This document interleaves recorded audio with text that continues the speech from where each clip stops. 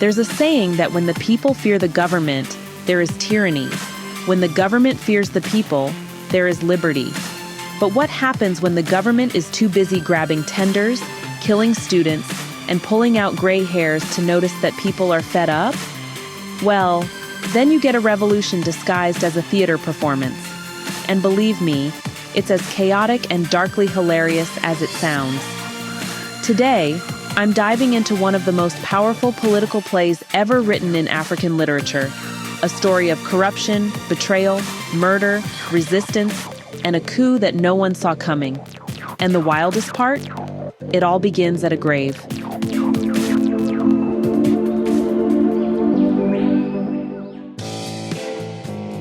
Our story kicks off in the most somber of places, a graveyard.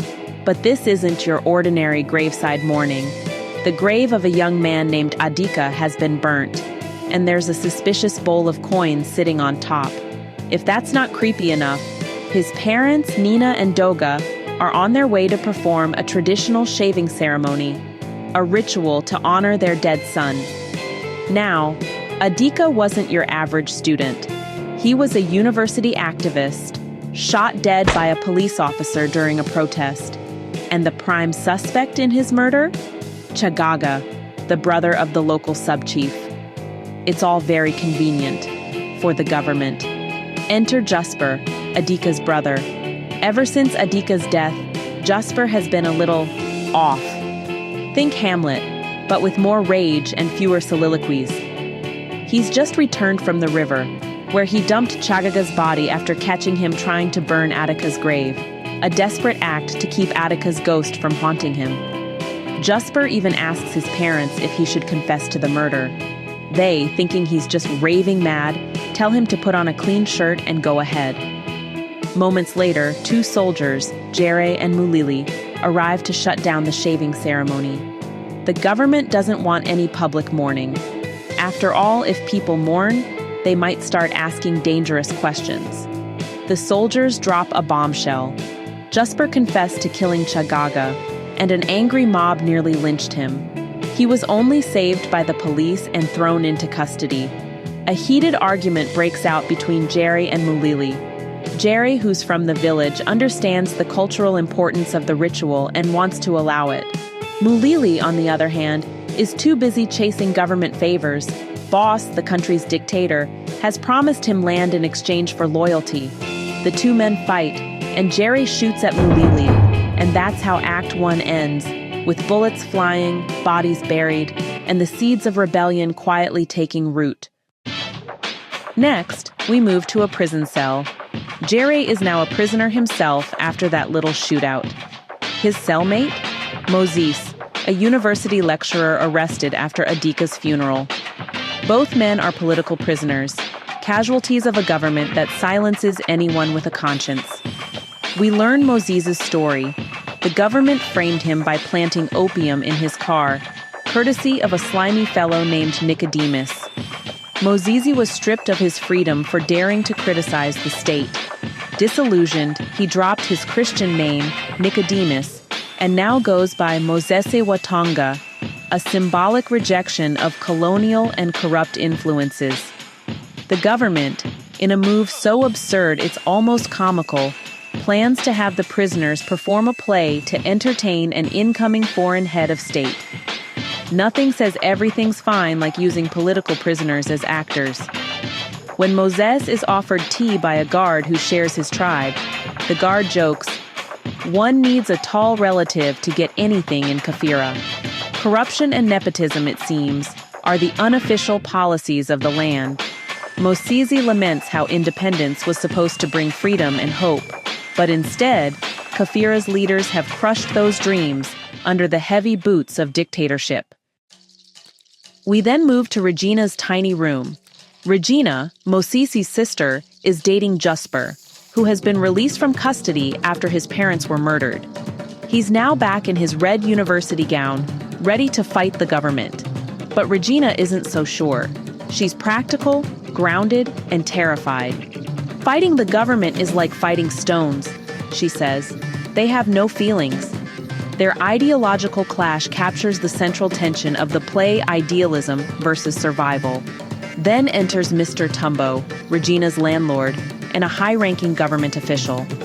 He confirms that the prisoner's play will be part of the foreign state visit and suggests Jasper write it. Of course, in classic corrupt fashion, Tumbo skips the supposed national playwriting competition and just hands Jasper the gig, promising payment and fake headlines about his victory. He also encourages Regina to go beg boss for Mosisi's release, a suggestion that will soon lead to devastating consequences. So here we are, jumping right into a conference room where the entertainment committee is supposed to be meeting. Cabito is actually snoozing when Nicodemus walks in. The two start chatting and, well, Cabito admits he bribed his way into a milk supply tender only for Mulili to swoop in and snatch it away with the boss's help. Bribes, betrayal, and honestly, just business as usual around here. Then Tumbo joins the group and, let me tell you, the whole meeting just descends into ridiculousness. Instead of making any real plans for the event, they spend their time arguing about their payments and coming up with laughable entertainment ideas, all to make the visiting head of state believe Kafira is just the happiest place on earth. Mulili finally shows up, late as usual, and he just can't help but gloat about stealing Cabito's tender. The tension gets thick, and before you know it, there's a heated argument boiling over between him and Cabito. Over at Boss's palace, we find him obsessively plucking out his gray hairs, which, honestly, just shows how desperately he's clinging to power. Mulili comes in to complain about Cabito, and, without missing a beat, he lies that Cabito insulted Boss and accused him of looting the economy. Boss, predictably furious, doesn't hesitate.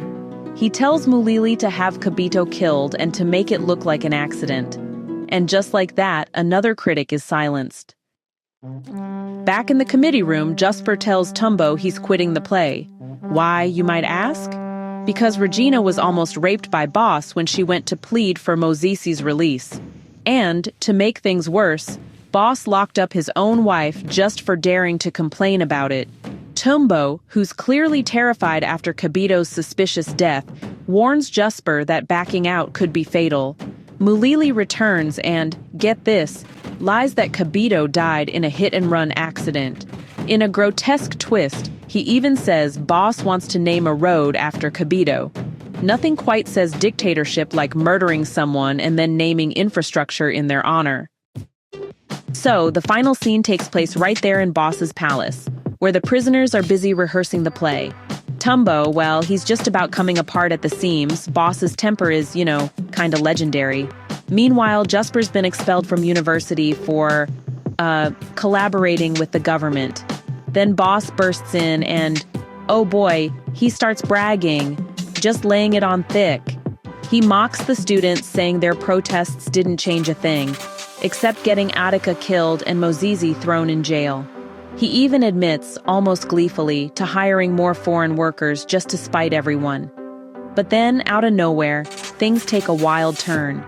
One of the actors gets sick, and Boss, believe it or not, volunteers to step in. He even tells the police officers to hand over their guns so they can use them as props. That turns out to be a huge mistake.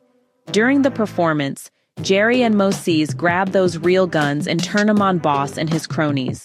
Turns out the play was actually a coup in disguise. Mulili wastes no time betraying Boss, calling him just a distant cousin and blaming him for wrecking Kafira. Boss, totally furious, orders Jerry to execute Mulili, but Jerry refuses, saying Kafira needs everyone, even Boss.